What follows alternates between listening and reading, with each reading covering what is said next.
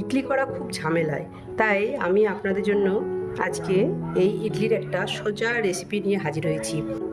নমস্কার, আজকে আমার এই রান্নাঘরে আপনাদের সবাইকে স্বাগত জানাই। আজকে আমি একটা সহজ পদ্ধতিতে ইডলি রেসিপি নিয়ে হাজির হয়েছি। চলুন শুরু করি, এটা কিভাবে করব দেখাই। দেখুন বন্ধুরা, আমি প্রথমেই সুজি নিয়েছি, 1 কাপ মতো সুজি নিয়েছি। এই 1 কাপ মাপ করে সুজি নিয়ে আপনারা যে কোনো বাটিতেও মাপ করতে পারেন, যে কোনো কাপে মাপ করবেন, যেটাই মাপবেন তারই মাপে বাকি যে আমরা উপকরণগুলো নেবো সেগুলোও নেবেন। তা আমি আমার মেজারিং কাপ আছে, আমি 1 কাপ মতো এতে সুজি নিয়ে নিলাম। এরই সাথে আমি হাফ কাপ মতো মেজারিং কাপে টক দই নিয়েছি। এটা ফ্রেশ টক দই আছে। আচ্ছা, আপনারা আপনাদের যে কাপে সুজিটা নেবেন তারই হাফ কাপ মতো এই টক দইটা নেবেন। এটা দিয়ে দিলাম। আচ্ছা, এই টক দই যে নিয়েছি এরই মাপে আমি এবার একটু জল দিয়ে দেবো।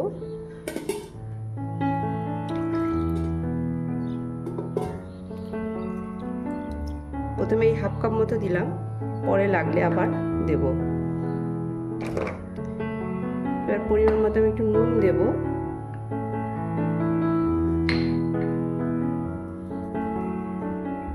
আচ্ছা, নুন দেওয়ার পরে আমাকে এবার এটা একটু নেড়ে নিতে হবে। এরই সাথে 1 চামচ মতো সাদা তেল আমাকে এখানে দিতে হবে। 1 চামচ মতো আমি সাদা তেল দিলাম। ভালো করে এবার এটা নাড়িয়ে নেব। আস্তে আস্তে নাড়াতে নাড়াতে যখনই জল লাগবে আমি একটু একটু করে জল দিতে থাকবো।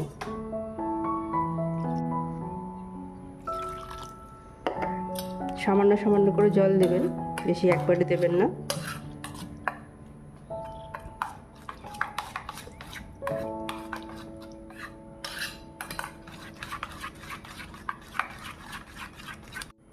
ব্যাটারটাকে আমি ঢাকা দিয়ে 10 মিনিট রেস্টে রাখবো। ব্যাটারটা যতক্ষণ রেস্টে থাকছে ততক্ষণ আমি একটা ফ্রাই প্যান চাপিয়ে দিয়েছি গ্যাসে। ফ্রাই প্যানটা বেশ গরম হয়ে গেছে। এবার এতে আমি একটু তেল দিচ্ছি।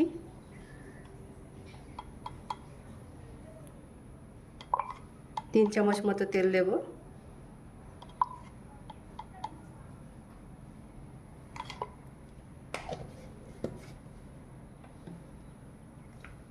তেল গরম হয়ে গেলে আমি এতে এবার পেঁয়াজ কুচিগুলো দিয়ে দেবো। বেশ অনেকটা মতো পেঁয়াজ কুচি লাগবে এতে।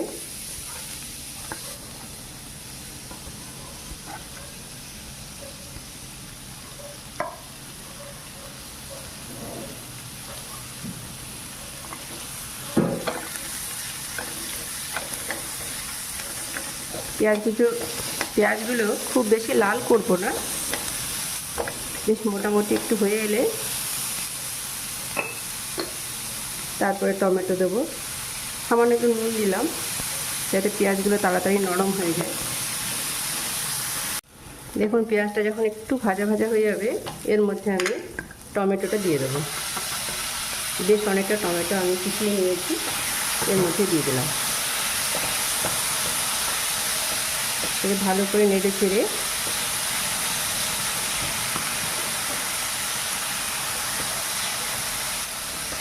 গ্যাসের ফ্লেমটা স্লোতে রাখবো। টমেটোটাকে ভালো করে গলিয়ে নিতে হবে। আমি এর জন্য কী করবো, এটাকে একটু ঢাকা দিয়ে নেব।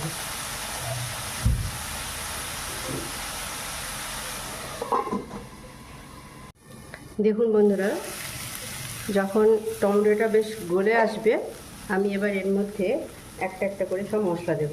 প্রথমে আমি একটু জিরে গুঁড়ো দিব,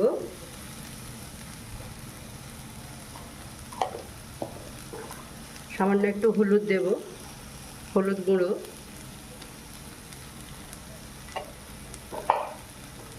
সব ধরনের গুঁড়ো মশলা একটু একটু করে দিয়ে দিতে হবে। এবার একটু ধনিয়া গুঁড়ো দিলাম। আমি একটু কাশ্মীরি লঙ্কা গুঁড়ো দিচ্ছি, খুব একটা ঝাল হবে না, কালারটা বেশ ভালো আসবে।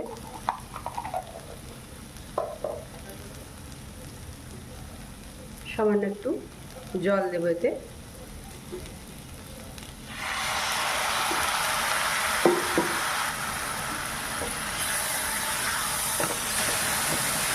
ভালো করে নেড়ে একটু ঢেকে ঢেকে কষে নেব।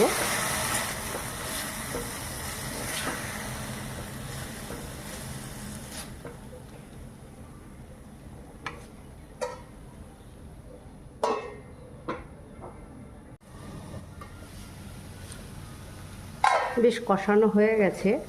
এই পর্যায়ে আমি কি করব, সামান্য একটু চিনি দেব।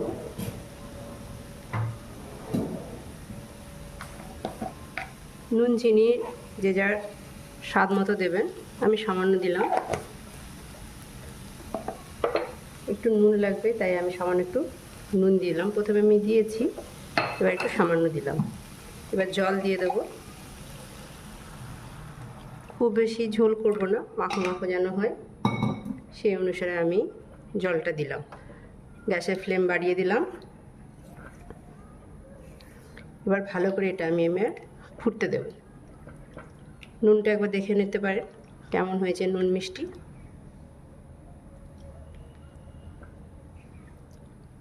নুন মিষ্টি একদম ঠিকঠাক হয়েছে।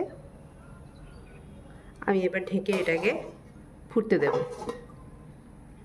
দেখুন বন্ধুরা, এদিকে আমার যে ব্যাটারটা রেস্টে ছিল সেই ব্যাটারটা আমি নিয়ে নিয়েছি। ব্যাটারটা বেশ গাঢ় হয়ে গেছে।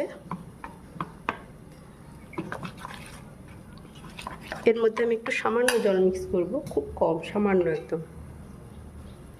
আমার মনে হচ্ছে একটু লাগবে তাই নিলাম।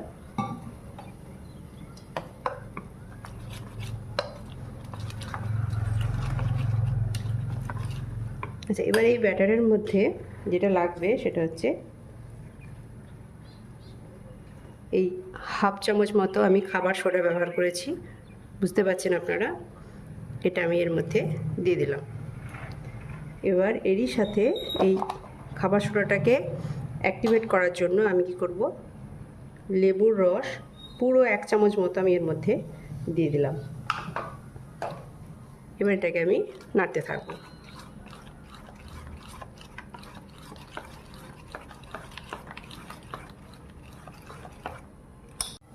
এই মশলার সাথে আমি 2 কাঁচা লঙ্কা দিলাম, সামান্য একটু আদা রসুনের পেস্ট দিয়ে দিলাম।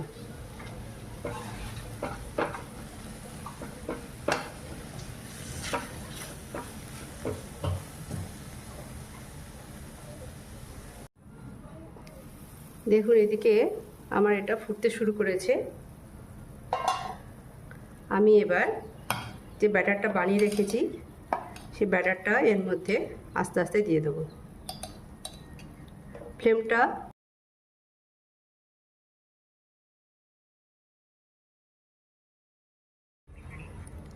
খুব স্লোতে আমি ব্যাটারটা ফুটতে দিয়েছি। দেখুন এবার হয়ে গেছে এটা। এবার আমি এগুলো একটা একটা করে নামিয়ে নেব প্লেটে। আমি এবার একটা একটা করে এটা নামিয়ে নেব প্লেটে। দেখুন কত সুন্দর হয়ে গেছে আমার ইডলিগুলো।